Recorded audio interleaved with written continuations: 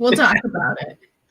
Let me just double check that we're actually live. I love to do this because I just don't trust that it says we're live. No, we are. All right, great. Hello, everyone. My name is Anders. I am the host of Survivor Maryland Major Conflict. Today we're going to be talking about episode 3. We've got some special guests here. I'll let them introduce themselves, starting with my former resident, Zach. Oh, I thought you were going to say my name. You can introduce yourself. People can read. Started out in a Denton dorm room, and I'm back in the dorm room following in Anders' footsteps as an RA. Future player, Survivor Maryland. I've been a part of, crew or cast for the last 2.5 years. So we got some good seasons in the camp. So stick around. Erin, if you would so lovely. Absolutely. Yeah. Hi, I'm Erin. If you've been watching the podcast already, then you know me. I'm from Survivor Michigan, the currently airing season. We are all released except our finale, which is coming out not this Wednesday, but next Wednesday. So plenty of time to catch up before the finale, but very exciting stuff. And that's me. Ethan. What's Gucci, everyone? My name is Ethan. I am one of the co-founders of Survivor Yukon. Go Huskies right there. I have executive produced and had the privilege of hosting season 3. And my own little plug is that we have our season 2 premiere on October the 6th, Tuesday coming up. So feel free to give us a check out if you haven't already. And then finally, we have the queen herself, Teresa. Hello. How are you? I don't know if you need an introduction because you were on the show, but please tell us, what have you been up to, Teresa? It's been 4 years. It's been 4 years. I'm here to talk about my demise. Since then, I was at Maryland pre-physical therapy kinesiology degree, and I am now, what am I? I am 7 months away from graduating with my doctorate in physical therapy. So we're still rolling down that path, treating patients full time now for free, slave work. Gotta love it. You gotta. Just talking to you, which makes my day a whole lot brighter. I can't believe we're about to have Dr. Teresa on here. That's crazy. Dr. T, damn right. Honestly, a full serve. You start a season, you go, "Hi, I'm Dr. Teresa." Hi, excuse me. It's the goal to be like Dr. and Mr. at my wedding. Like that's attractive to me. Well, first, Teresa, I want to know, how was it to watch yourself, unfortunately, get the boot? Just as cringeworthy as I thought it was going to be, because I'm already going to rewatch this, and I hate my voice when it's recorded at any moment. So just to hear it again, but then like bitching about other people or about scenarios was annoying. But other than that, I almost wish there was like more. I wanted to hear people talk more smack about me during my episode. I know, it's such a shame. I wish there was more shit talking, but there's only so much time in the day. I know. I want to be more vengeful. Well, perfect. This is time to be vengeful. So we saw in the episode last week, we saw that you had connections with Doug, with Chris, with Amanda. I want to know, what about those three were like, I've got to work with these three people. Why weren't you reaching out to people like Eric and Delaram and Dane and Sadie? So I think from day one, like obviously I was casted for some reason, like I'm a very type A, very outgoing, very outspoken type of personality. And I tend to like attract people like that towards me. I tend to be drawn towards that type of people because people who are introverted or quiet usually like don't like my big out there, like in your face type of personality. And I guess I, in some way, felt like those people just had like bigger, louder, or at least more vocal type of personalities. And so that's probably why I was drawn to them, like initially, because like, for example, like you list Dane, I remember I bitched about it on the episode. Like he just like introduced himself and then like step back. Like we're all trying to meet each other. So like be forward, introduce yourself, say like who you are, what you like, what you dislike.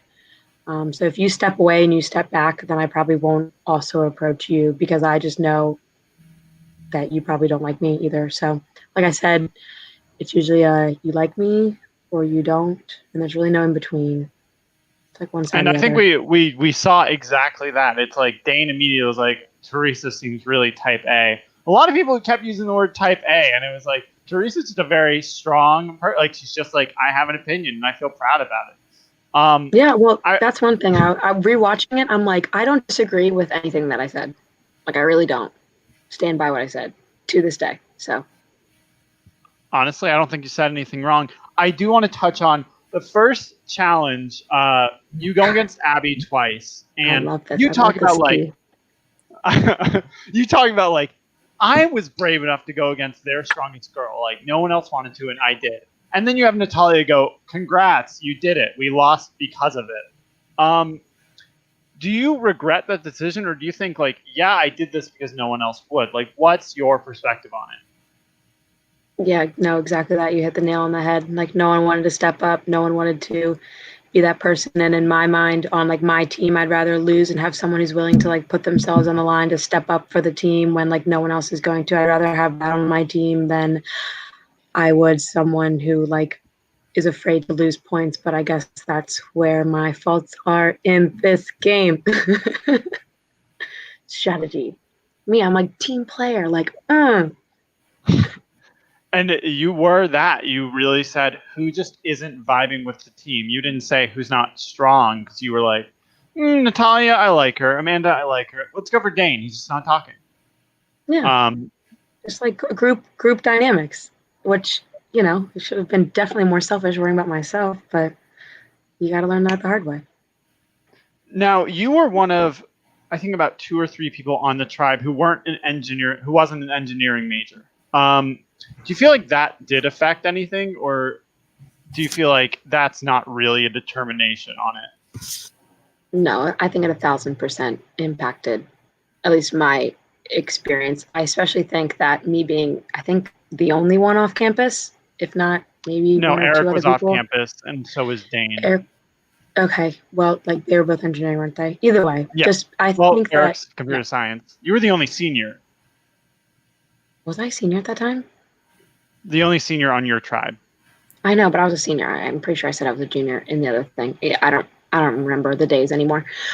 Yeah, I think a lot of that played into it. Like, I had a lot of other things going on in like my personal life and my academic life at that time. Like your senior year is a little bit different. I also was working as a personal trainer in Gaithersburg, so that definitely also skewed what I was available to be at. Like I honestly didn't know any like group meeting more than 3 people. I didn't know about any of those. I wasn't invited to any of those. Not a thing. And also I think being able to like interact with each other like right after class, like you see a couple of them like have those conversations clearly, like you were all in class together and you just pull each other aside and you talk versus me, I'd be the one like reaching out to anybody to have a conversation about it. So I definitely think it was a disadvantage, but I also think that like reflecting on myself that I could have done more reaching out.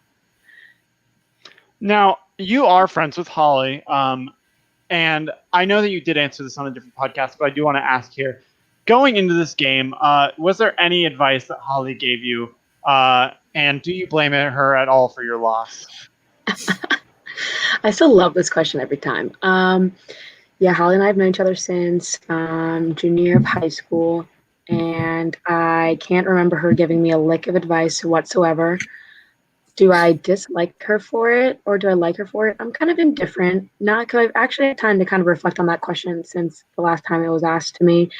I do wish I had more advice. I definitely think I could have used more like strategic or like evil, twisted. Like I'm thinking about one thing, but then like I know what I'm going to say to someone else that I'm going to twist your words. And I'm going to use it against you, but it's going to benefit me. Definitely don't really have that mindset to me, but at the same time, I like totally respect her for letting me kind of be flexible and do my own thing and make my own mistakes. Within Like the a game. mama bird And, like, pushing you out of the nest. She kicked my ass out of a 20-foot tree. Like, bitch, fly. And like some birds, sometimes you don't. So I like flew for a little bit. I'm like, maybe. Nah. So let's talk about that that challenge in the final hours of your game. So right after the challenge, you're all a little bit sad. I'm gonna ask you about Amanda, that conversation. Mhm. So in that conversation, I know that you mentioned to me that she was terrified of you. Yes. Like, in what way was she? Like, can you? So, you can tell in the first episode and in the second that apparently she wasn't a huge fan of me. She played that off incredible. Props to you, Amanda. If you're watching this, you completely had me fooled.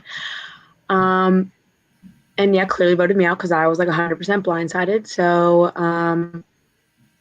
like, good on her for that. But later on, like, the season's over, we all kind of have a group gathering, and I walk in and she avoids me like the plague. It is like she is just not interacting with me at all. And then at some point we're like both in the kitchen and she's like, hey, and I'm like, hi, how are you? Like, for me, this was just like an experience to grow with myself, to meet some new people. Like, I've been friends with Holly for so long. I've known like you and Austin and LeCompte and everyone who's older, and I've always had such a great time around them. I was like, this can't be a bad experience. Like, it's only going to bring positive to my life. So like, I have no beef against anybody that I played with, and she must have thought that I had this like huge grudge, because she comes up to me, she's like, I was terrified to see you tonight because I thought that you would hate me. And I'm like, no, it's fine. But yeah, that conversation in the car. What do you want to talk about? Do you want to talk about what I was wearing and why I was wearing it? First of all, like, let's talk about that. Sure, let's talk about it. Let's talk about it, because that was like the bitchy move. I think that's what got me eliminated. Is yes, tribal was not that night. It was the next morning. And in that car video that you saw me and Amanda having a conversation, I'm in like this halter neck, like I have some makeup on clearly. So why I couldn't be at 11:30 tribals, because I was my friend's date to her formal, and it's been planned for like a month and a half, 2 months out. Like, it's not something I can bail on last. It's not like we're going to Bent's. It's like we got on like a party bus. We went into DC. We got on a boat. We floated on a river. Like, a whole freaking plan. So I'm literally in that dress. I could pull up pictures of me with her in that dress. I literally went upstairs, curled my hair, and left to go to this conversation. Everyone's like, oh my gosh, she's the only one that made us not have 11:30 travel. Now I have to have it at 8 a.m. Like, yeah. I think that was, some people needed something to have beef about, and they went with that. Like, I can't blame them, because I went with Dane like, oh, I don't like your personality. Doesn't mesh with mine, so. And to be fair, it wasn't like they didn't say she's going to formal, she's got to go. But the 8 a.m. tribal definitely wasn't to anyone's favor. What we did see is that Chris did vote with you the first vote. Did he ever tell you? Did you ever find that out, or is it just like, I think it's Amanda? Amanda said she did in the car, for some reason. Oh, I honestly never looked into it. Chris never did anything with it. No, I like that, and that's what I'm saying. I had no strategy with this game. I was just like, and that's what I wish Holly like gave me a little bit more tips with, is like, strategize, think about yourself, be selfish, be a little bit manipulative, all in the name of fun. All in the name of fun. All in the name. So I do want to know too. There was a potential for Chris and Amanda and Doug and Tim to bring you in as a fifth number. Would you have worked with that alliance? Would that have been like a long-term plan for you, or is that something you maybe wouldn't have exactly been interested in? I think with the way things were going, I would say yes, but I can like smell shit when I'm around it enough. You know, like when you're at a soccer field and there's some porta potties, the field's gonna smell after a while.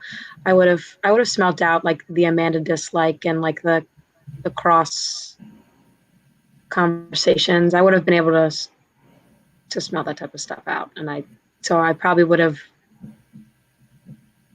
broken that into multiple parts or moved on to something else. But honestly, knowing the other personalities within my tribe probably would be the first option, like breaking that one alliance into a smaller piece within itself, because I don't think I meshed well with the other personalities in the tribe as well. Yeah.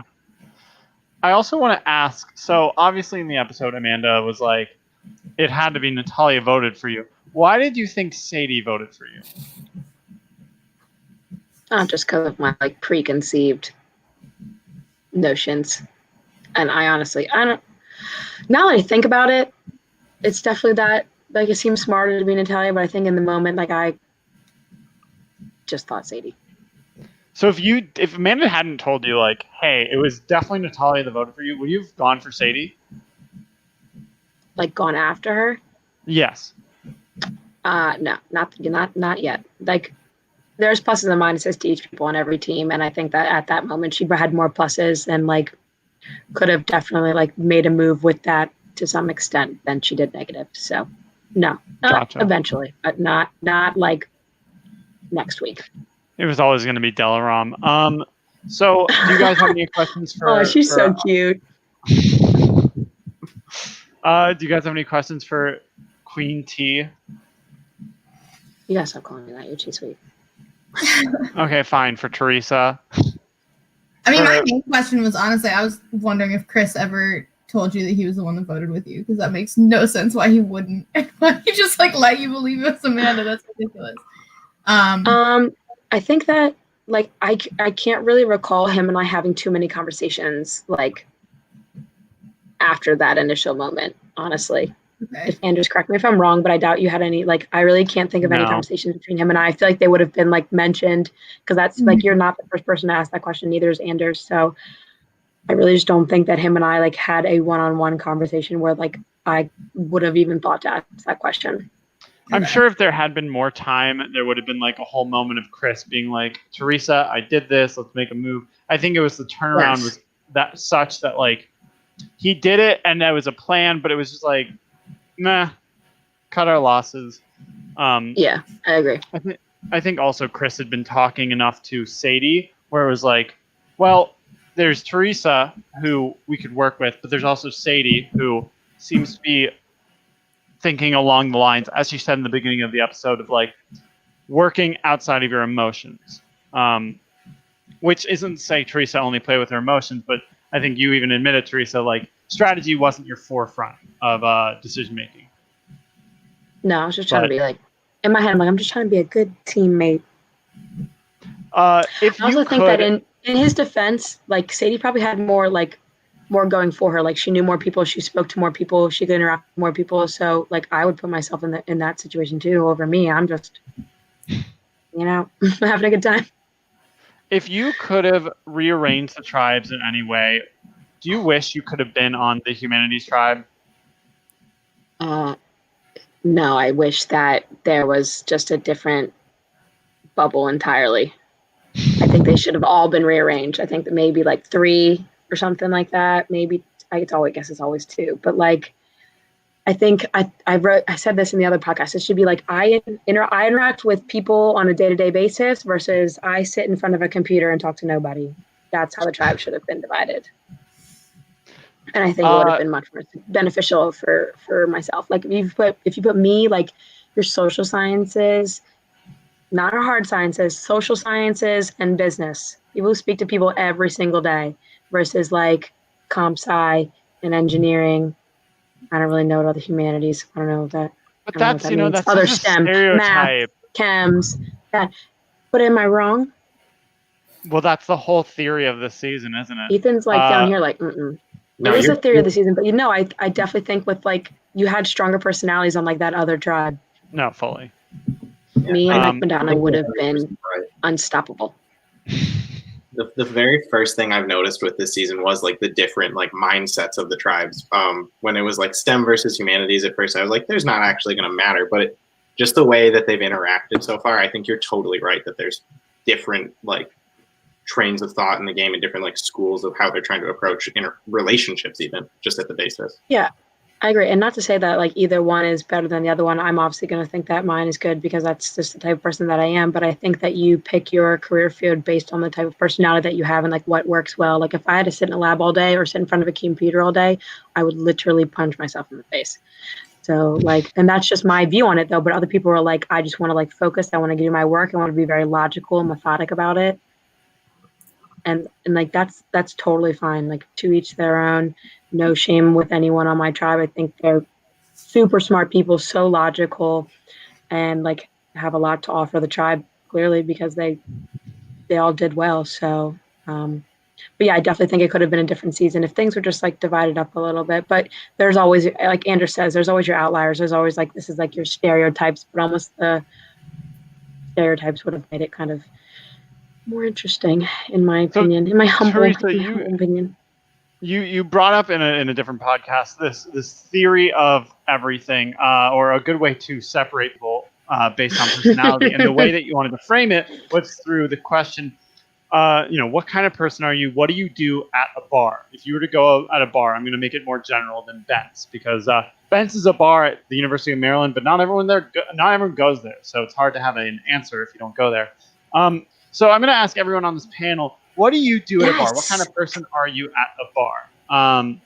Wait, can you give the ABCD that I gave? Do you remember? You can give it, please. I don't remember. It was like, are you the kind of person that's out dancing on the floor, like just having a fun time? Are you getting drinks with friends and like just sticking with your friend group? Are you in a corner by yourself, kind of avoiding things, sipping on your drink? Or are you the designated driver? I think those were the four. So, Teresa, what are you? Or you don't go to the bar. Or you don't go to the bar. Because there's some people who just don't go to the bar. That's okay. That's fair. I'm like A and B. Like I'm on the dance floor or I'm drinking with my friends. So I'm up there. That's Anders, what are you? It's not surprising. I'd probably go with B. I'm more around my friends. I think I'm a little less like, I want to go out and hang out with strangers at a bar. Mostly because like the only times I would do that would be at gay bars, and like, no, thank you. I'll be with friends. I miss town, but I think it's coming back. Maybe. I love town. Anyways, Zach, what about you? What's your answer? I would agree with myself being a B. I think I'm definitely like a tweener, where like if I'm with like only like, it'll take me a lot of like reassurance to get me out there. But once I'm out there, especially if I'm with a group of friends, it could turn into an A type of night. But no, definitely a B baseline. Wait, so you have to be like convinced to go out? Like you're someone's like, come on, like bro, you gotta go. Okay. Yeah, see that also it's says a comfort zone, Mm-hmm. Aaron, what are you? Aaron. I start the night as a B and then I'll go into an A as the night progresses. I love that. A for alcoholic. That took my line, Anders. Oh, sorry.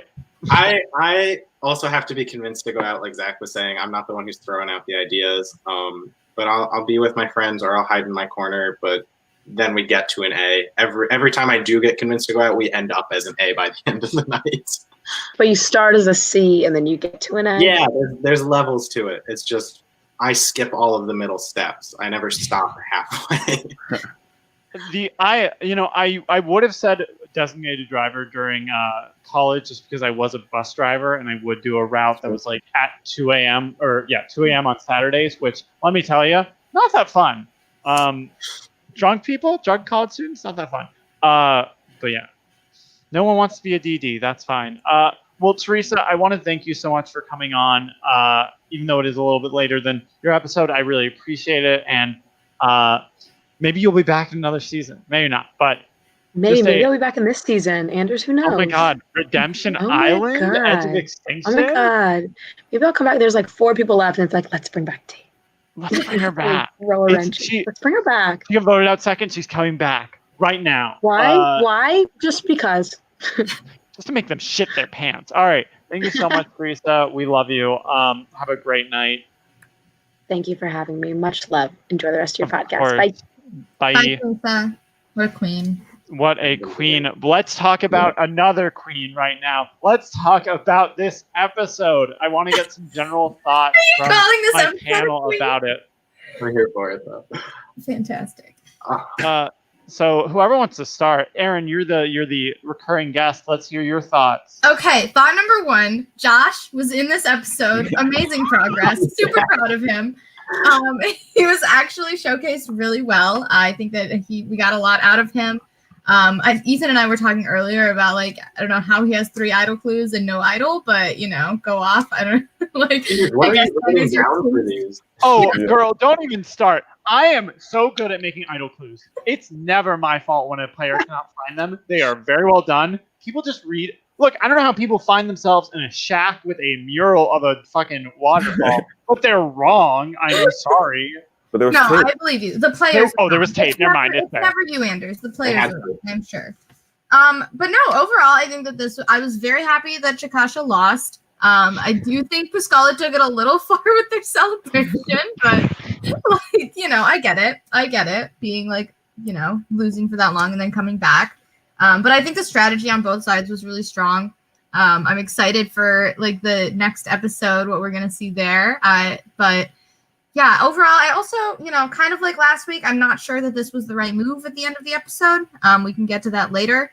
I don't know that this was the best option for everyone. But Definitely wasn't for Ivy, but well, definitely I not for agree. No, that was a tough fight for her.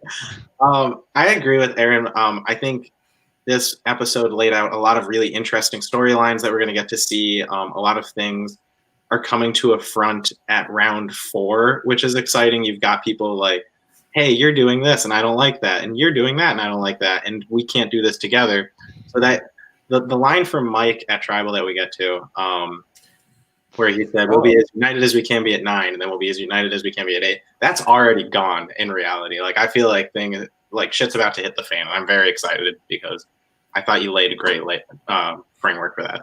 We'll get to the tribal, but I'm sorry to cut you off, Zach. But the phrasing of "we're all united" pisses me off so much because tribes will love to say it because they're like, I don't want to call anyone out, but it's like, shut up about this. It's just a false thing that, like, just don't say it. Like, I get it, you don't want to give off the guise that there is a majority, but like, you're clearly not united. Someone gets voted out. What do you mean? Okay, Zach. No, but that's a host perspective, though. If I want the entertainment, if you're playing and you're sitting there and it's like, you're not going to be like, oh no, well actually there's like 6 over there and 3 over there. Well, you should. It'd be funny. Well, then you wouldn't last long. So I'd rather take elongated entertainment than making a rash comment. But no, I thought it was a good episode. I think it was good for some people, bad for some people. But I am glad that we crossed the threshold of, this wasn't an episode where it's just like, all right, we'll pick Evan off. People are thinking, are taking out maybe more of a bigger threat than just someone they could drag along. And I feel like we have a really clear landscape of kind of the relationships in play. So, it should be interesting going forward if there's swaps or whatever where people loyalty lay. So let's talk a little bit about our winning tribe, Pascala. So we see in this episode the formation of a hopeful side for Eric with Dane and Delaram, who have this connection through a engineering frat. So they're brothers. And we see that they're basically hedging their bets that they need Sadie. That's who they're going to get and hopefully target Amanda. And we see on the opposite side basically the exact same thing, where it's like the sophomore 4 are going, it's us 4, we're getting out Eric. We need Sadie. So let's just talk a little bit about that dynamic. Do we think this dynamic is going to hold, and where do we think Sadie is going to fall in it? I think it seemed like Sadie was leaning towards, Doug seemed to be one of her closest allies in the sophomore 4. I think it puts Amanda in a really interesting spot because she seems to be like not in the 6, but in that sophomore 4. But like people in the 6 want to target her, and so I think where we may see this going is Doug and Tim and Chris in the 6. How hard are they going to fight to keep Amanda around if the other 3 want to go against her? But we'll see. It definitely matters where Sadie falls. But even if Sadie does fall with a 3, you still have a 4. So I can't see her siding with a side that's not going to be a majority. Yeah, that's kind of where my thoughts were as well. I think that these sides are more or less going to stick because it makes more sense to, like, you don't want to necessarily go down with that 6. It is a big alliance. Dalaram even is like in there saying, like 6 is a lot. I would rather have a smaller alliance. So I can see her moving more towards that Dane and Eric thing. But I do agree, like, why would Sadie force a tie when instead she could be in a majority? However, there is Eric's advantage to think about. So maybe that side could be a majority if Sadie were with them. Yeah, that's true, which is the exact reason I think she should totally go with Doug's side. Just to continue that thought is because Eric can steal a vote at 8, but it doesn't do him anything because then it forces a tie. And that's not really going to get him anywhere because I'm imagining he doesn't steal again. on a revote? I'm not sure how that works. I can explain that. So the way that I formatted a steal a vote, because this is before Survivor did an actual steal a vote. Innovator. We're trends. Wow. We do a lot of things for the real. Old everyone. It's because it's 4 years old. But the way that I format it is that a steal vote is kind of useless if it only works once. Like it should be anytime that vote could be used, it's yours. Like you take their. So theoretically, in a tie, if that person could still vote, you keep their vote. However, if you're like the person that cannot vote, you only get one vote. So it's like it's to compel you not to vote for the person you're stealing the vote from, but it's also like to make it more fair. Like in this scenario, Eric could steal a vote and could continue the tie theoretically with 3 on his side. Because otherwise, what's the point? If it would just go away in a tied vote, it's like you might as well not even have it. Why elongate that? So it would continue in a steal vote, given the person that they're voting for isn't the person it's tied on.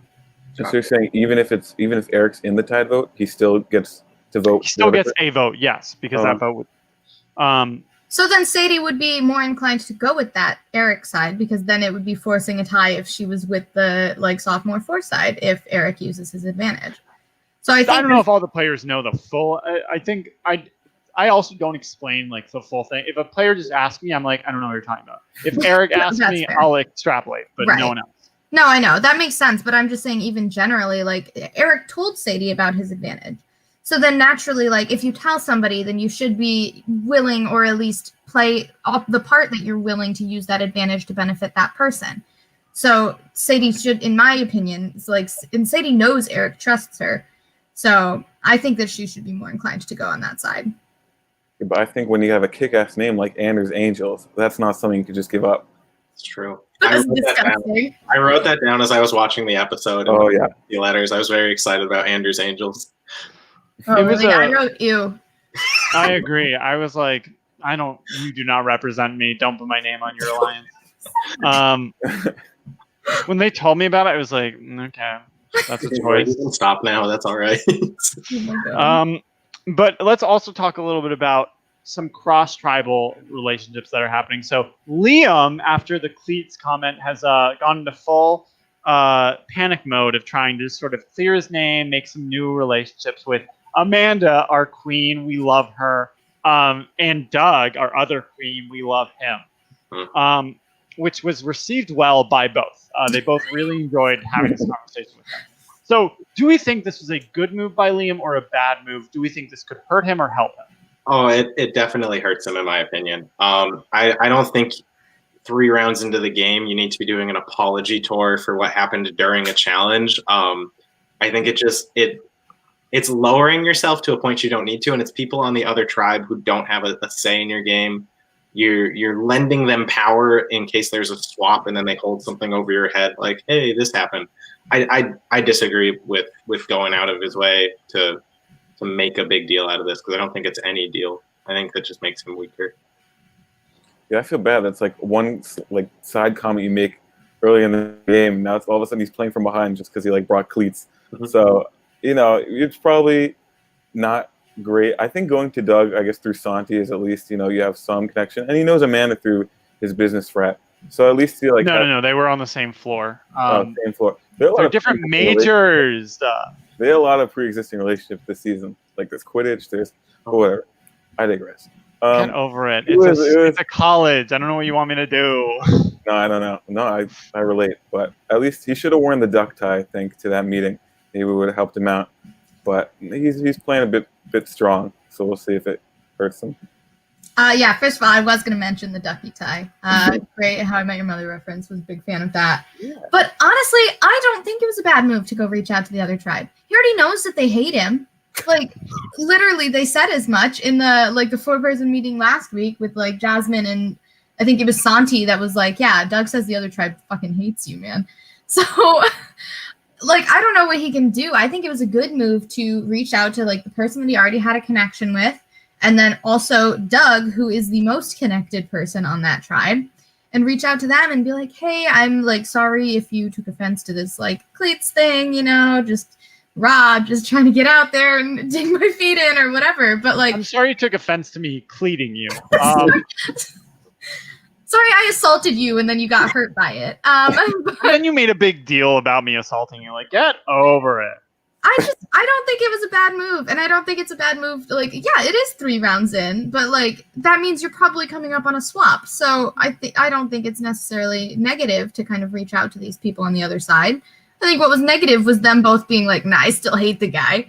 Like, now you're just digging yourselves into a hole. Your tribe is literally in the minority, and you're not trying to make friends with somebody from the other tribe that's reaching out. Like, They that, said no, honestly, we don't need it. that knocked Doug down in my rankings so hard. I was like, I thought he was playing like such a good game until that point, and then he was like, knocked no. him down. Not the exact next scene. Yeah. Where That next scene is where he and Santi, if you didn't know, are roommates. This will never come up again. We will never reference it again. Anyways, they're roommates. And they were roommates. And they share information. And Doug shares a little bit of the information he's come to obtain, such as what the advantage is. And here's who's talking to Liam. By the way, I know this because they told me. No big deal. How do we feel about that decision? All of that? Do we think it'll play a larger role later? Do we think that this is a good thing for Doug and Santi? Like, how do we feel? Honestly, I'm surprised he hadn't, like, I feel like if you're roommates with somebody, it's pretty hard to like if you're living with each other all the time, the amount of Survivor they must talk. I was honestly surprised like that wasn't shared earlier. Like, to try to keep secrets from a guy that you literally like sleep in the same room with. I was like, oh, like Doug's trying here. But then he just like he got one crack and he shattered. It was like a schoolgirl. He was like, oh my God, well, it's a steal. I was like, oh my goodness. So maybe Santi's Doug's weakness in terms of information flow. It was not good. I think they are not playing the roommate situation well. But it should be an advantage. So I wish Doug didn't make it like a oh, my mistake, I told you. I wish if Doug was like forthcoming, it would have been a lot better way to build a relationship than like begrudgingly like mess up and bring it up. Well, it's interesting because Santi says like Doug is the most liked from his tribe on my tribe, so it's not like it's negatively hurting them, at least not explicitly right now. Yeah, first of all, I thought it was hilarious that like Doug kept saying these things and he was like covering his mouth. He was like, I can't believe I just said that.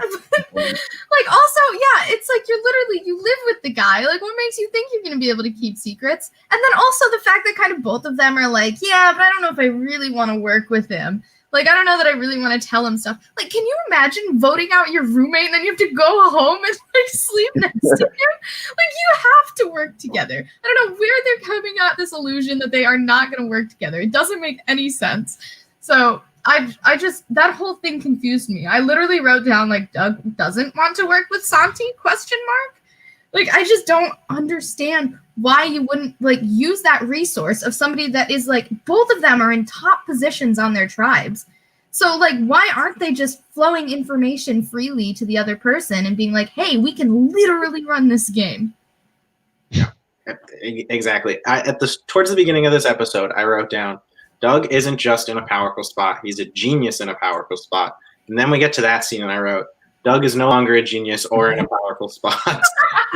A classic case of knowing too much and talking all the time. We know it too well. Right. The fact that he is roommates with Santi, everyone's going to know that you can't really like swallow that one down, and it's already out there for people. So they should absolutely play into it. Like Erin was saying, they should be the tightest of allies, and everyone can know about it because it should be the expectation. And if the entire game is going to put that expectation on you, you should live up to it rather than trying to avoid it, because it gives you less options than what is already presented to you. I think they should absolutely be all in trying to support each other and share this stuff. I don't know why there were secrets in the first place. They're trying to play their own games. Come on, guys. So let's also talk about Chikasha a little bit. So we have our wonderful players. We're getting more content like from Josh. We're getting more from Ivy. We see in the first part of this episode, Ivy is contemplating maybe we shouldn't go for Evan. We see a lot of this mindset of like, should we go for the easy target or maybe someone else? This is a theory I'm thinking of. Do we think Evan is such a lack of a threat that it almost surpasses the dead weight?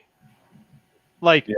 you know, he's not someone like Natalia who could be competent, but maybe is just weak. It's like he is so far gone that it's almost like a negative, positive contribution, you know? No, for sure. I feel like he's the type of guy where he's either going to be like the easy, like you go to your first trial, he's gone, or like there's a swap maybe, and he's just gone. But like once you make it past that like threshold where it's you no longer like once you have relationships and you don't need to like just rely on who the odd person out is. Like he's the type of guy that could easily just like go as long as he's not annoying. He can go like so far because people are just gonna be like, I literally like this guy doesn't matter. Or, like he's just a vote for some people. He's not a threat. He's never gonna win a jury vote. He's never gonna win a challenge. So I think the fact that Ivy went tonight means he probably like made it past the threshold of when a type of player like him would go. And so I think he could be in it, but I don't know. I don't know how invested he is.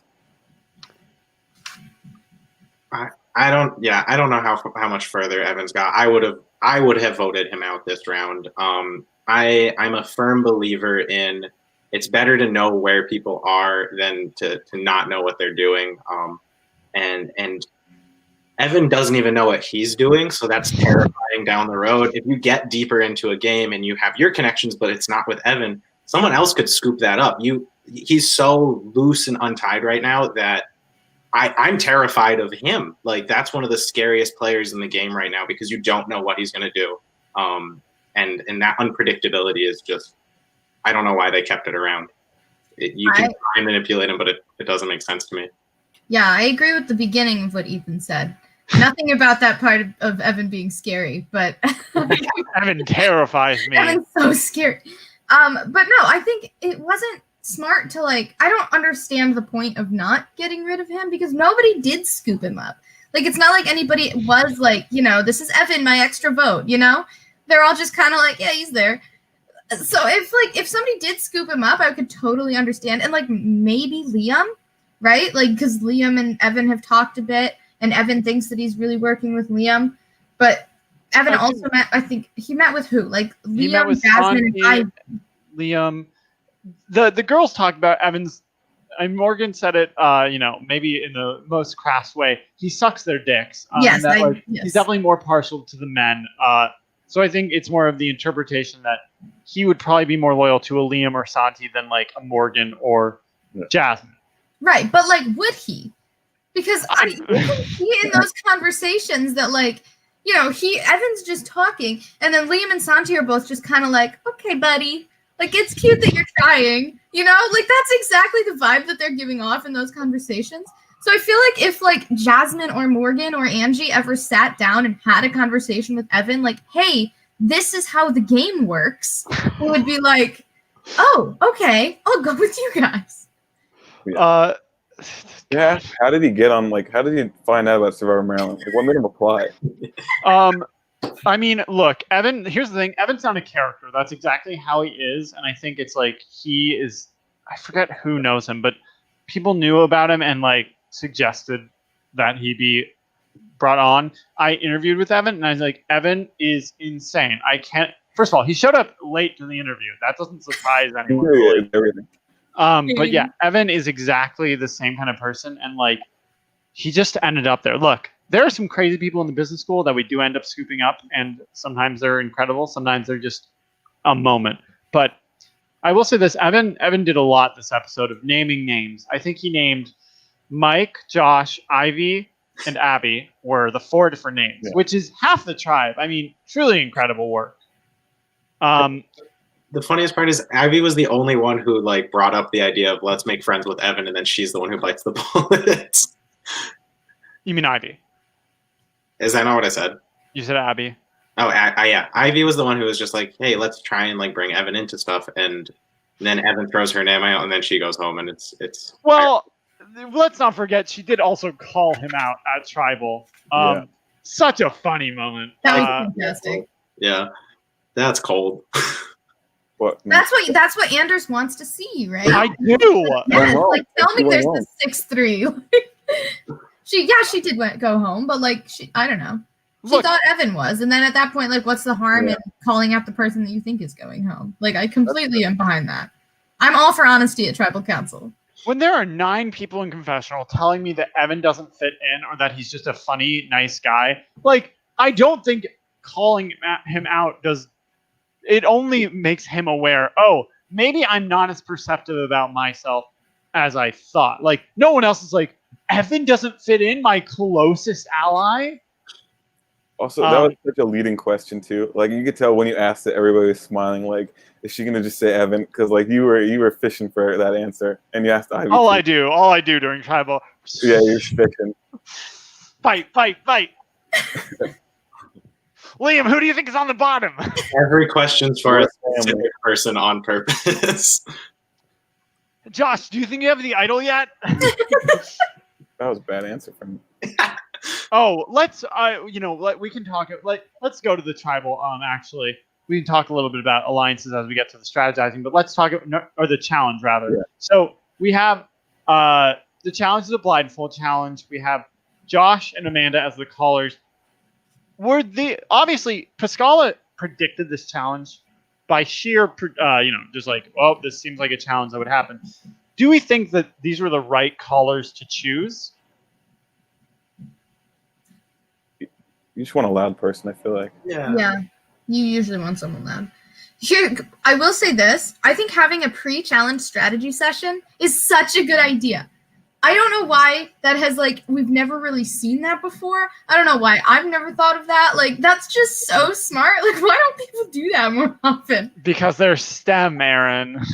That was very smart. I will say that. I don't think that's what got them the win, but no. I do think it was very smart. I don't have much to say about these caller. I think it might have been just do you think that it had anything to do with who they wanted to give the idol clues to? I don't think they knew. Well, I don't think so.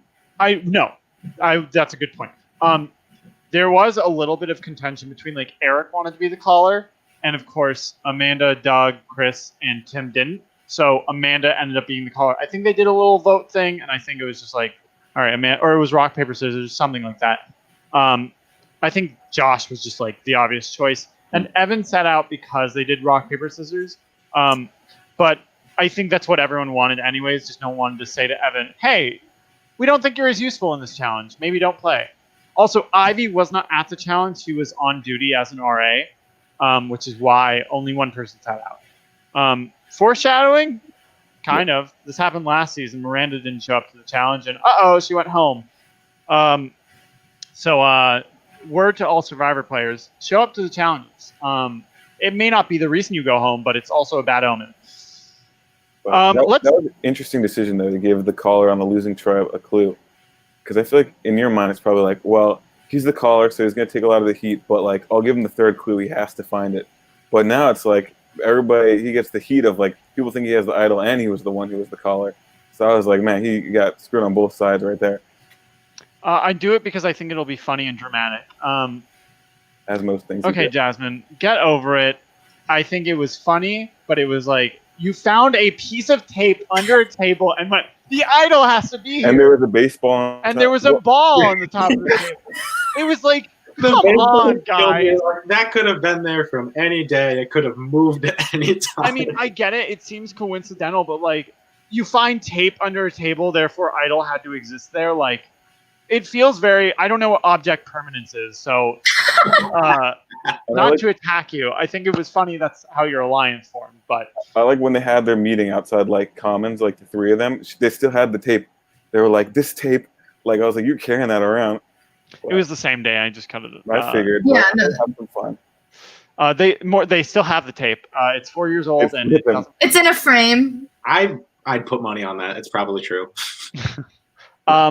So the challenge. What were your thoughts on the challenge? How did you guys feel? Were you also in that Pascala cheering squad? Oh, I so was. I've been pro STEM from the beginning. I am a STEM major, so this has been brutal to watch up until now. So I loved that they won. I was all for the over the top celebration, and I love a good blindfold challenge. This was an excellent one, Anders. Well done. Thank you. Of course. Oh, go ahead, Zach. No, that was me. Oh, never mind. Zach, go ahead. Oh, I'm going. No, but I'll just say I was glad, yeah. You never want to try to lose the first three tribal councils, because then it's how do you come back from being down 3 members? So even now, I'm happy. And then 2 people go home next week, so it'll continue being even. So that's the first mark of like something going well in the season. Yeah, I liked the challenge. Like Ethan, I like a good blindfold challenge as well. Obviously, I am still Team Humanities just generally, but I did really want Jakasha to lose just because you don't want to see one tribe get pagonged like on their own. So yeah, I was happy that Jakasha lost. I do think that the celebration was a bit over the top, and I think it's really going to fuel this whole like I don't think the tribes like each other. I agree with Eric. But I don't think the tribes like each other. I think going forward, it's going to make it really complicated for them to like do any cross tribe anything because like, it's just feeling so much hatred between tribes.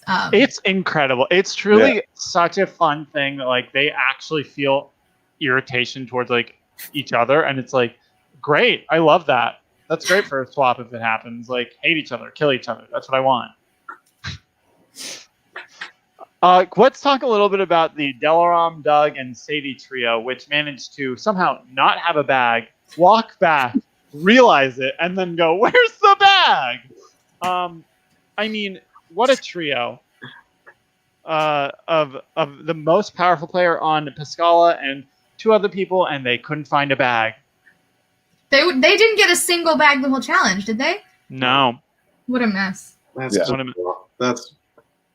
don't even. You're asking questions. I don't have words for that. That's rough. Do better.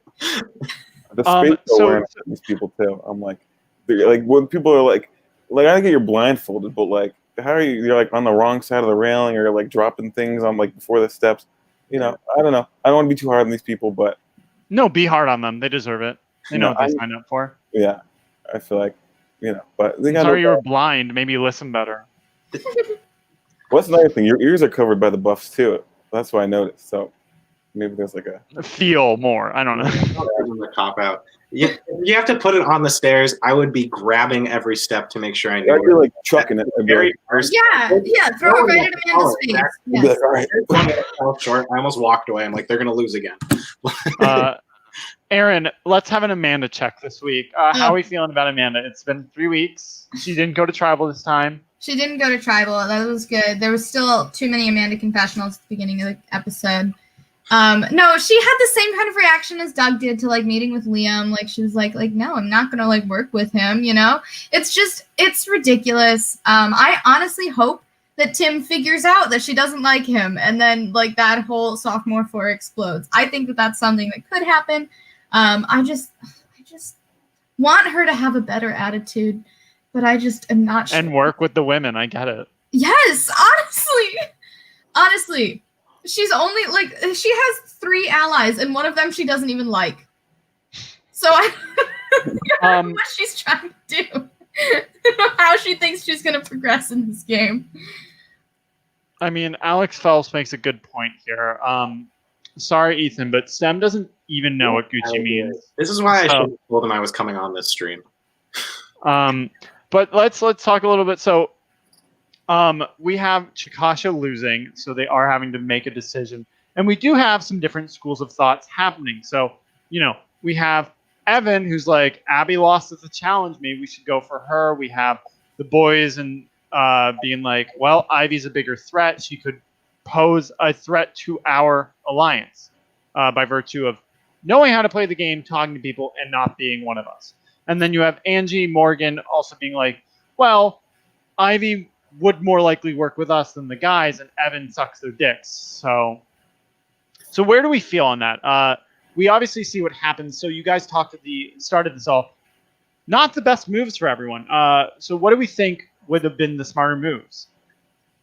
I think it was a good move for the guys, for Mike, Santi, Liam, Josh. Josh was pretty salty when Evan threw out his name.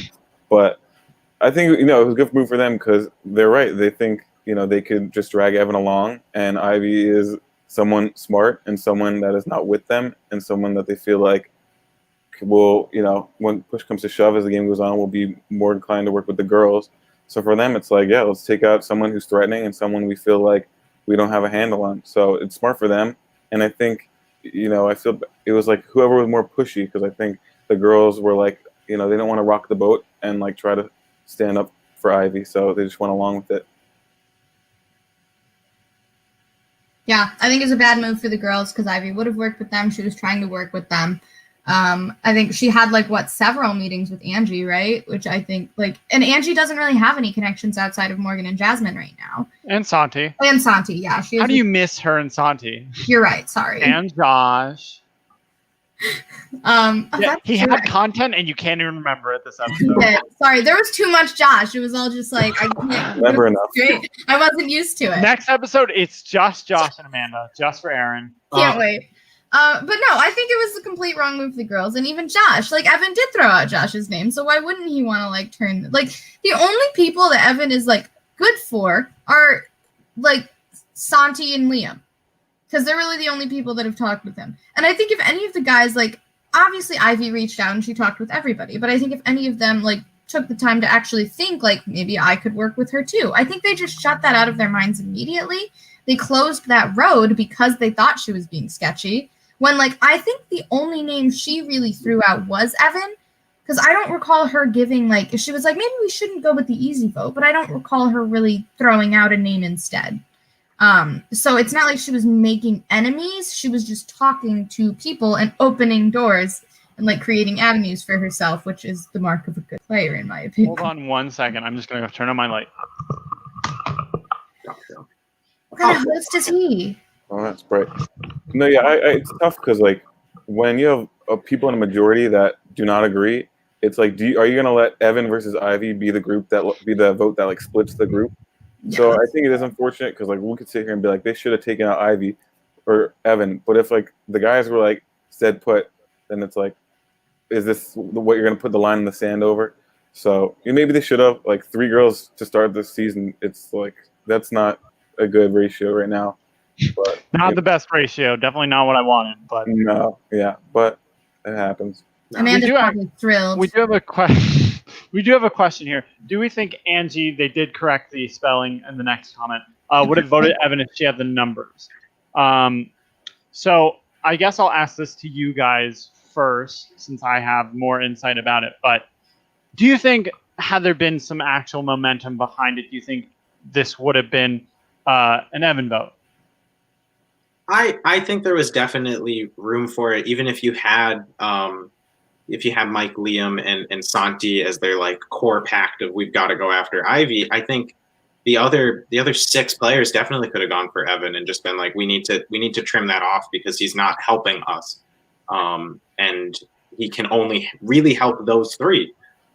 So anyone who wasn't named Mike, Liam, and Santi, I just don't get why you didn't write down Evan. I think they should have tried to build momentum towards that. And even if it ended up being a non-unanimous vote, that would have been a better path to go down and rebuild those connections after. I completely agree. Abby also, Evan threw out her name too. So why would she? And then she had a good conversation with Ivy. So I'm not sure why she wouldn't have been more in that camp. Especially given, I don't know, what other meetings she's had, because she's not really in the show either. But obviously, I don't blame you, Anders. It's all about the footage. But I don't. If you were more central to the story, maybe there'd be more to show.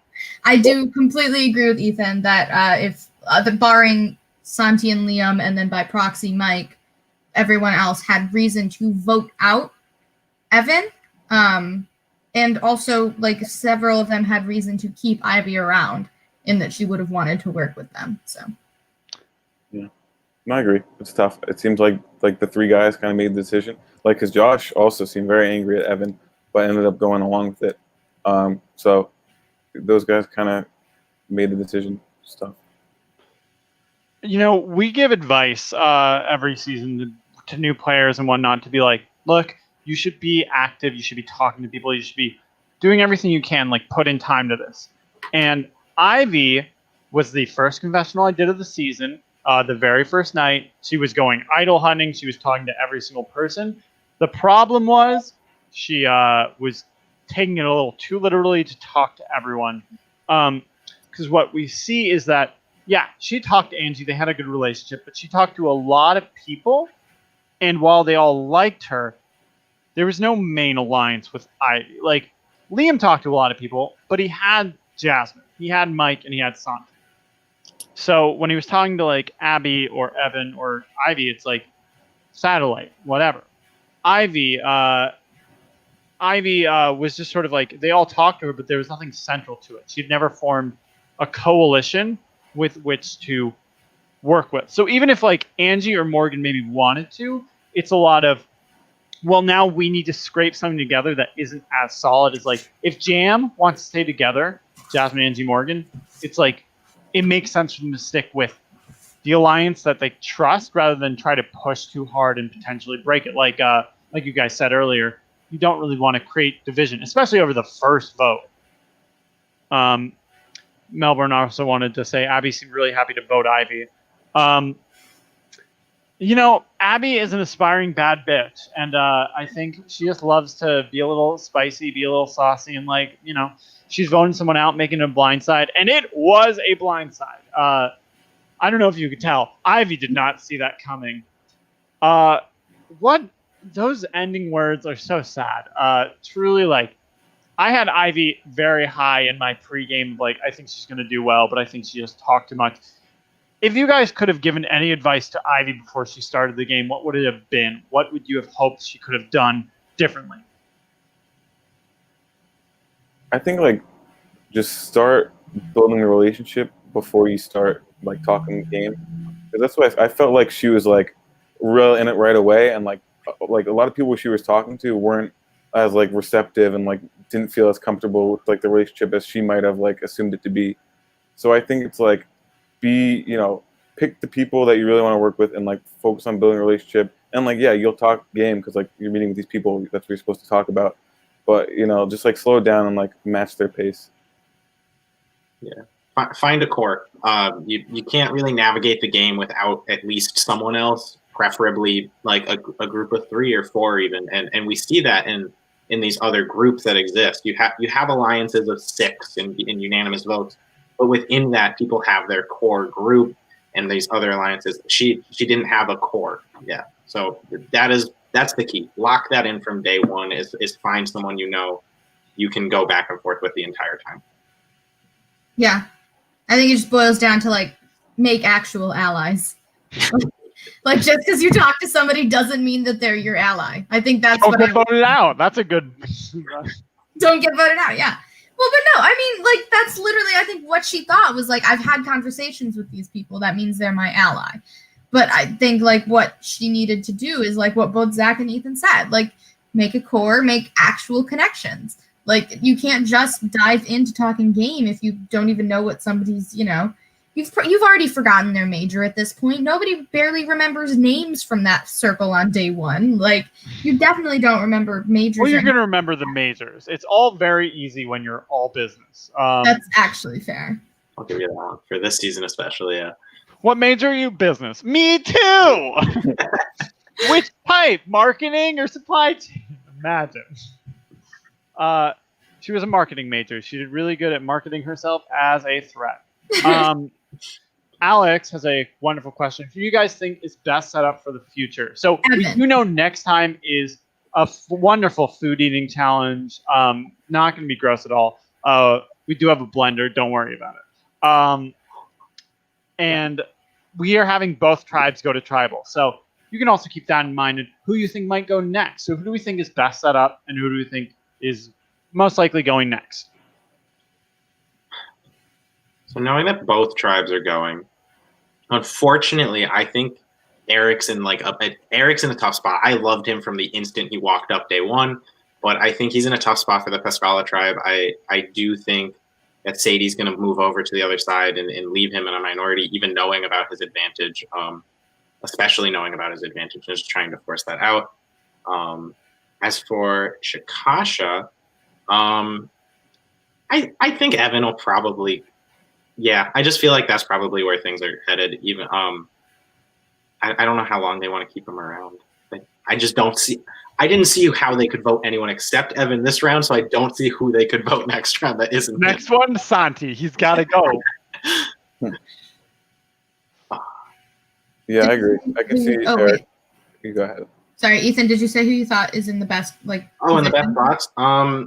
Probably Santi, because Doug is giving him more. Well, it's hard to tell because we don't see the entire confessional conversation, but I think Doug is giving Santi more than Santi's giving back, so that sets him up better for a swap, even if he's not paired with Doug on a swap. And then for the Pascala tribe, probably like honestly Amanda. I feel like she might be able to pivot out of her spot. She has her 4 right now. In her sophomore group that is supporting her, but then she might be able to pivot into it in a swap setting. I don't know.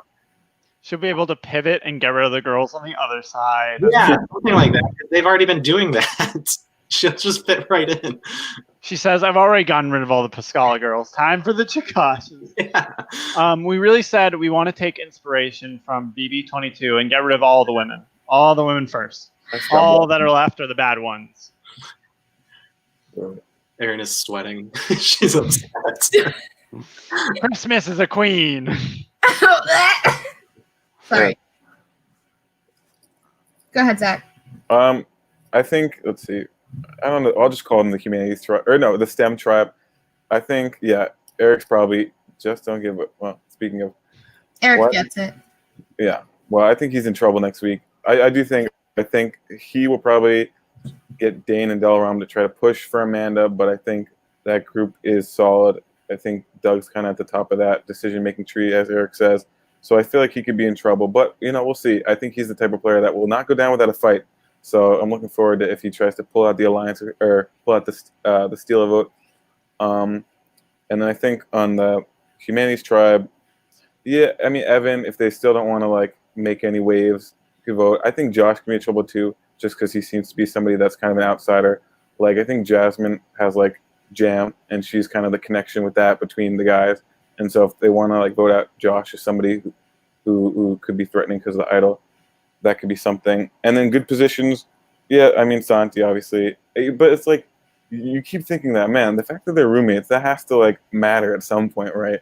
So it's like all an asterisk with every compliment you give Doug and Santi is like, will something happen where it's like, oh yeah, they're roommates, like they're like this many people left and like they know these people. And I think I'll go with like Delaram in a good position. I think everybody likes her. Like Eric Lilly had a confessional about like they connected over violins, and so I think she's a very social player. So we'll see if she can match that strategically. I did get a text from Delaram today talking about how she was watching this with her mother, and her mom was watching the blindfold section and saw where an Abby got hit in the mouth and went. She said that Delaram has to promise her never to do any blindfolded shit again. Also, she screams every time Delaram is on the screen, so I've got to remember that for future Delaram appearances.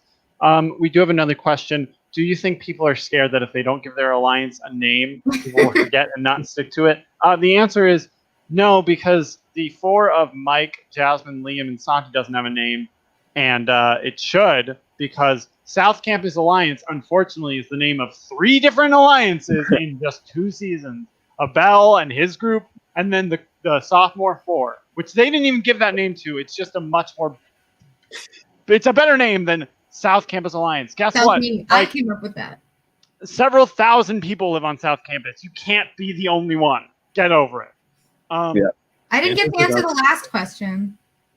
Oh, did you not? Go ahead, please, Erin. Thanks, Anders, for giving me permission. Okay, I'm muting you. Well, so my predictions for who's in trouble, I think, yeah, for Chikasha, it has to be Evan. God, like, if there is a survivor god, I hope Evan wins individual immunity. I think that would be hilarious. I think everything. Evan and Eric both win. I think really stumble luck into a position. I think it would all go to shit immediately, but I think it'd be amazing. But if barring Evan winning immunity, which seems quite unlikely, I do think that Evan has to go. Just because, like, yeah, otherwise it's going to cause divisions right before a probable swap. So, like, would be very stupid to mess with the Chikasha unity at this point. And then they're united. They're united. They're a family. For Pascala, I think. Wait, that Liam, what was your name? If it was South Campus Alliance, I am going to block you. but Wait, what is it? It's Liam, Jasmine, Mike, and Mike, Santi. Santi. Oh, they need more they need a vowel. Yeah. No Can't vowel. make a jam out of that. But for Pascala, I honestly think Eric is going to say to Sadie, like, Sadie, listen, I'm using my advantage at this tribal. So if you vote with them, you're going to cause a tie. Sadie's not going to want to cause a tie, and she's going to go with them, and Doug's going to get voted out. I think that that's going to happen.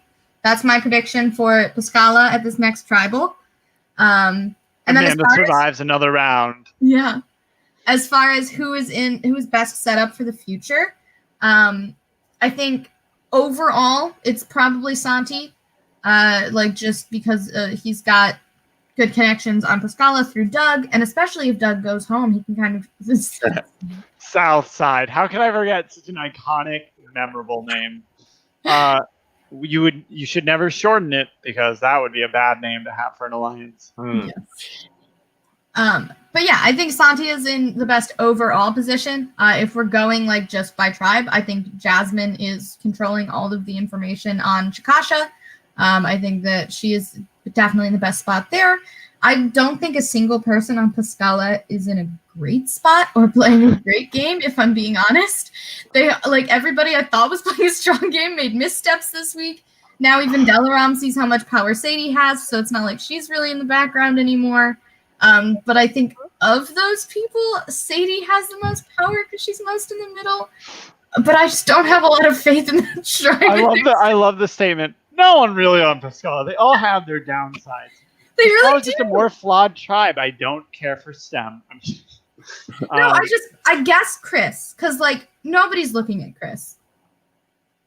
We're gonna end this soon, but I want to hear. Do we have any hot takes for this episode? Anything that might be a controversial opinion about people, their moves, how they're acting, etc.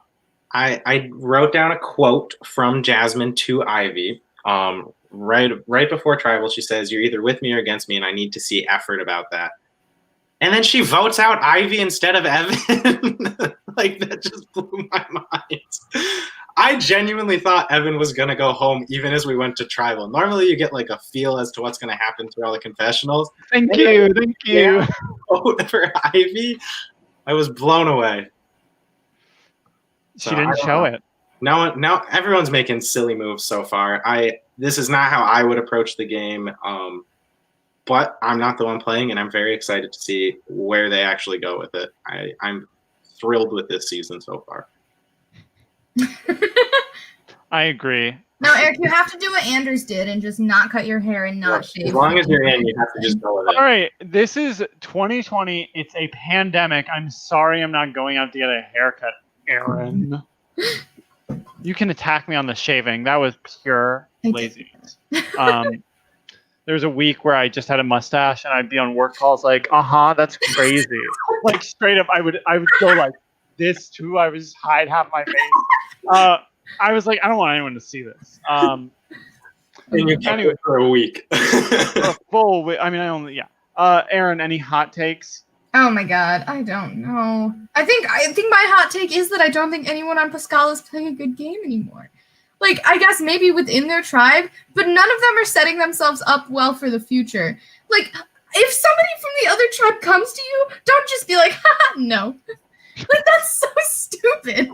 And I'm not even just saying that because it was Amanda, because it was also Doug. And I think Doug tanked himself this episode. I really do. He gave all of his information to Santi, and then he had a confessional where he was like, it's okay, Santi gave me more information than I gave him. I'm like, no, he didn't, Doug. You were in that conversation. You should know better. So I think, Pascala I think it would have been funny to see them go to tribal. I'm glad we didn't see it, but God, they're a mess. Zach? I was trying to think of one. Maybe I'll say that within Doug, Santi, and Tim, the hot take will be that Tim would go first. Because I feel like normally you would take out one of the roommates, but from what I've seen, Doug and Santi are making relationships top of their tribes, and Tim is well, otherwise he's not really there this episode. And last episode too, there was a segment where they're talking about how he talks over people. So I don't know. I think he should be in the best position out of those three as not the roommate, and so they're his shields. But seemingly worked himself into like the bottom of the three. Angie just stands one rise. person. All right. So, Erin, your winner pick is still the same. How are Yeah. you feeling about their chances now? I'm gonna stick with it because I'm stubborn. But Sadie is like, she needs to downplay her threat level a little better. I don't think it's her fault that she's in the middle on her tribe right now. I think other people kind of put her there, but I think she should. I don't know how she could possibly, but I think she should be better at realizing that like it is kind of a 4-person alliance and a 3-person alliance, and then her, and she needs to decide what's more important. Erin's another doubter. If you went to her and you're like, I think Doug is running it, she'd be like, I just don't think he's playing well. Every time Eric goes, someone says he has his alliance. They go, he said he didn't. Exactly. But I don't know. I think Sadie should reevaluate her position. But I think that come swap, nobody's going to target her. I don't think she's going to be a target anytime soon, unless she does make a wrong decision. But we do stand Angie. I do agree. Angie. I'm going to stick with Sadie. I think she just needs to reevaluate where she's at. Ethan, winner pick. Who do you feel is going to win this whole thing? Right now, I like Jasmine's position really well. I like that she has that connection to that 3 of the guys over in the Humanities tribe, and that she's able to move amongst the girls and sort of. I feel like she's almost spearheading that alliance as well. Jack, don't put that in the universe. Gross. I think Jasmine's in a great spot. Cross tribe wise, within her own tribe, being able to jump between alliances and really decide like which one gets the power. So I like where she's at and what she can do with that. Zach, what are you feeling? Who's your winner pick? Well, I'm gonna refrain because I know, and I don't want to give a fake name because I don't want to ruin my. I don't want to be like, well, Zach got it wrong by giving you a purposely fake name. Zach, already knowing kind of the answer, decides rather than tarnish his reputation by playing along and giving a name, he's going to just abstain. That's Literally. weird. Yeah, that's exactly right. Ridiculous. But that's fine. Yes. No, Zach just doesn't want anyone to call him out on creating a persona here. He's just too honest. That's me. It's okay, Jack. But yeah, Jasmine, Sadie, we'll see how that shakes out next episode. Anything could happen. Evan could rise to the occasion, become the player we never expected. You easily forget sometimes that these characters who seem so out there can easily evolve. Like there's so many different examples in CBS Survivor of like the growth at it. Like David Wright from Millennials vs. Gen X was, a mess the first couple episodes, and then he's a threat to win. Which, by the way, that season came out during this season, so it's like what an apt. But we'll see if that happens, or we'll see if Amanda somehow gets to get rid of another woman on either tribe. Yeah, if the jury's full of Amandas, then I agree with Jack's earlier comment that Amanda's winning this season. Man, duh. That's her response to the voting. Yeah. But we will see what happens. What year was that? Oh, the best year, 2016. We stand great years. Oh no. Imagine voting Ivy out. Well, 9 people can. It's pretty easy. We also have a great comment here. Eric, Big Mike stan. Erin hates that. Yeah. I almost wanted to call, not because of Liam and Santi, I almost just wanted to call that like the Meathead 3 as I was like picturing it in my head. Like I don't think Mike's a bad dude. Obviously, I don't know anything about him in real life. I don't like him in the show either. He's just a pain. I didn't think he even had a bad episode, but it's just I just feel like he's not adding anything. Like every one of his confessionals is just complaining about something, I think. I'm a big fan. No. I like people like that. You just gotta look at like them as a character, Obviously not a type of person you know, probably if you're there in person, it's like, but on the TV perspective, everything he does, I'm just like, wow, I could see like why people have these feelings, and I love it. I mean, like Teresa said, you either love her or hate her, and I think Mike is exactly the same. You either love him because he is just an all-around fun dude with a lot of personality, or you hate him because he's a competitive asshole. I think it's with Evan too, where it's like you're either going to be annoyed by him or you're going to like buy into that character and be like, yes, like say what's Gucci for the 100th time, like I need it. Yes. And That's it's all I spreading. Okay, this is actually embarrassing. I have slipped it into conversations before me, like, what's Gucci? Like, it's just part of my mind and my Yeah. dialogue now because of Evan. Amazing. Jack wants to. Jack agrees. Pascala has remained ugly because of that decision. And then, of course, the iconic vote out Amanda challenge. Jack's my favorite. But in any case, thank you guys so much for coming on. Let's have your little shticks of what you're going to be pitching to us, even though you did in the beginning of the episode. Zach, I don't know if you have anything to pitch, because I have nothing to pitch. I guess what you should pitch is people should stay the fuck inside. That's So okay. you start having COVID cases on campus. Keep watching in however many years till I'm on the screens, if we get that far. Awesome. Are they both yours, Eric? Yes, I was just about to say. Yeah. We love Mike. All right. That's Erin, sad. I know you don't really have anything to pitch, but we'll probably hear it again next week when it's more relevant, but you can pitch it anyways. Yeah, I mean, take this week to catch up on Survivor Michigan. We're taking a break this week, just revving up, getting ready for the finale. Yes, like a motorcycle. So rev up, catch up on that. Follow Survivor UMish on all social medias. And you can follow eSikri as well if you would like. I'd recommend that part. So my own plug, I'll do Michigan because I've been following along with this season 3 and they've been phenomenal. It's one of my favorite college survivors I've gotten to watch, not just because I love Erin. It's actually been a great season. So go ahead and catch up and catch their finale next week. But also UConn, like I said, October the 6th at 8 p.m. we are starting our season 2. Oh, thank God it's a Tuesday. I was like, if it's on a Monday, I'm about to be. No. We looked at all of these other college survivors and we're like, that's our day, not theirs. But yeah, Tuesday, October the 6th, 8 p.m. It's a banger of a season. It starts off a lot hotter than season 1. And if you haven't watched that, it's all out on YouTube and definitely worth a look as well. Well, I love it. I hope the other one of your favorites is Survivor Maryland. Otherwise, I don't know why I asked you on this. But yes, follow Erin.